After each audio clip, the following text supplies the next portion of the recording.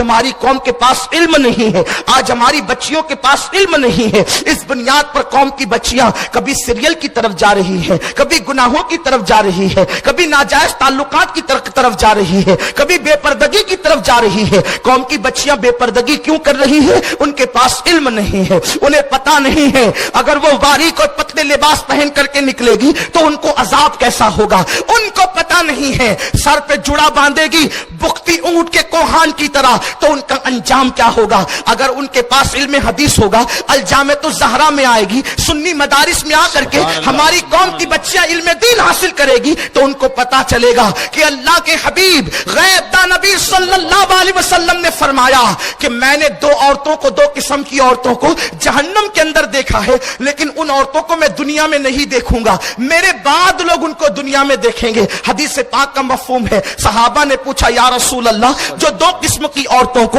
آپ نے جہنم میں دیکھا ہے لیکن آپ ان کو دنیا میں نہیں دیکھیں گے، آپ کے بعد لوگ ان کو دیکھیں گے؟ آقا فرماتے ہاں، ایک عورت تو وہ ہے جو کپڑے پہن کر بھی ننگی رہے گی، ایسی عورت کو میں نے جہنم میں دیکھا ہے لیکن میں دنیا میں اس کو نہیں دیکھوں گا۔ صحابہ کو تعجب ہوا، یا رسول اللہ ہمارے ماں باپ آپ پہ قربان، کوئی کپڑے پہننے کے بعد بھی ننگا کیسے رہ سکتا ہے؟ تو میرے آقا نے فرمایا وہ اتنے باریک اور پتلے کپڑے پہنے گی کہ کپڑے پہننے کے بعد بھی ان کا جسم نظر آئے گا، اتنے باریک دوپٹے ہوں گے کہ سر کی سیاہی نظر آئے گی، اتنے باریک اور تنگ اور چست کپڑے ہوں گے کہ کپڑے پہننے کے بعد بھی جسم کی رنگت جھلکتی بھی نظر آئے گی۔ میرے پیارے آقا علیہ السلام کے پیارے دیوانوں، آقا کریم صلی اللہ علیہ وسلم فرماتے ہیں، حدیث پاک کا مفہوم ہے، جب ایسی عورتوں کو دیکھنا تو سمجھ لینا کہ ان پر اللہ نے جنت کی خوشبو بھی حرام کر دیا ہے۔ اب مجھے بتاؤ، عورتوں کو علم نہیں ہے، اس بنیاد پر وہ ایسا کر رہی ہے۔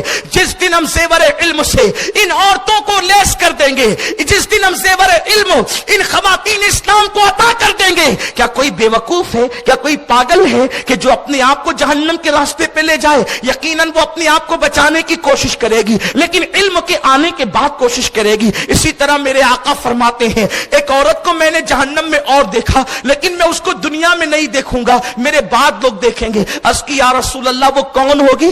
آقا فرماتے ہیں اس کے سر پر بختی اونٹ کی کوہان کی طرح جو ہے ایک چوٹی ہوگی، جڑا ہوگا، اور وہ ایسے مٹک مٹک کر چلے گی جیسے اونٹ کی کوہان۔ آپ دیکھ لیں آج فلموں کے اندر سب سے بڑا فیشن ہیروائن کا اور عورتوں کا سیریل اداکارہ کا یہ طریقہ ہو گیا ہے۔ سب سے خوبصورت اور پسندیدہ دو چیزیں ہیں ان کی، یا تو بال کٹا کر مردوں کی طرح ہو جائے، یا اگر بڑے بال ہوں تو سر پر ایسے جڑا باندھتے ہیں جیسے کہ اونٹ کی کوہان۔ میرے پیارے آقا صلی اللہ علیہ وسلم کے پیارے دیوانوں، سر پر اس طریقے سے باندھنا کہ جیسے اونٹ کی کوہان، اور اس کے بعد مٹک مٹک کر اتنا کر کے چلنا۔